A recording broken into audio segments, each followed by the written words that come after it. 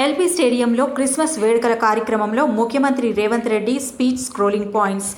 December నెల ఒక miracle month. యేసుప్రభు జన్మించిన నెల, శ్రీమతి సోనియా గాంధీ పుట్టిన నెల, తెలంగాణ రాష్ట్ర ఏర్పాటు ప్రక్రియ ప్రారంభించిన నెల. ఇది మాకు ఎంతో ముఖ్యమైన నెల.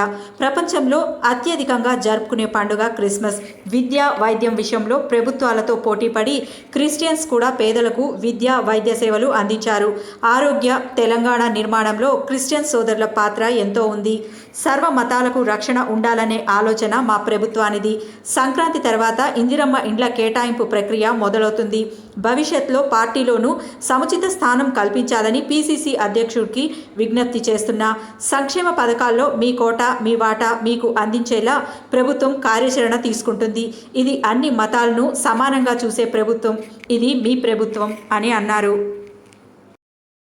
సేవ అనే మాధవ సేవ అనే ఏ విధంగా అయితే ఉన్నదో, సర్వజన సుఖినోభవంతు అనే సందేశం ఉన్నదో, ప్రభు ఇచ్చిన సందేశంలో నిన్ను ప్రేమించుకున్నట్టుగానే నీ పొరుగు వారిని ప్రేమించు అనే సందేశంలో అన్ని అంశాలు సంక్షిప్తమై ఉన్నాయి. క్రిస్టియన్ సమాజము ముఖ్యంగా హెల్త్ అండ్ ఎడ్యుకేషన్, దేశ స్వతంత్రం వచ్చినప్పటి నుంచి ప్రభుత్వాలు ఎంత సేవను అందించినాయో, విద్య విషయంలో, వైద్య విషయంలో ప్రభుత్వాలతో పోటీపడి క్రిస్టియన్ సంస్థలు కూడా ఈ దేశంలో పేదలకు విద్యను, వైద్యాన్ని అందుబాటులోకి తీసుకొచ్చి నిరంతరం ప్రపంచానికే ఆదర్శంగా ఉండే విధంగా ఏ సమాజమైనా అభివృద్ధి సాధించాలంటే, ఆర్థిక పురోగతి సాధించాలి అని అంటే విద్య అత్యంత కీలకమైనది. ఈ రోజు మీరు ఎక్కడికి వెళ్ళినా, ఏ ప్రాంతానికి వెళ్ళినా క్రిస్టియన్ ఎడ్యుకేషనల్ సొసైటీస్ అందిస్తున్న సేవను ప్రభుత్వంతో పోటీ పడి అందిస్తున్న కొన్ని సందర్భాలలో ప్రభుత్వంలో ఉండే విద్యా సంస్థల కంటే కూడా క్రిస్టియన్ సంస్థలు నిర్వహిస్తున్న విద్యా సంస్థలు నాణ్యమైన విద్యను అందిస్తున్నది. నిష్ణాతులైన విద్యార్థిని విద్యార్థులను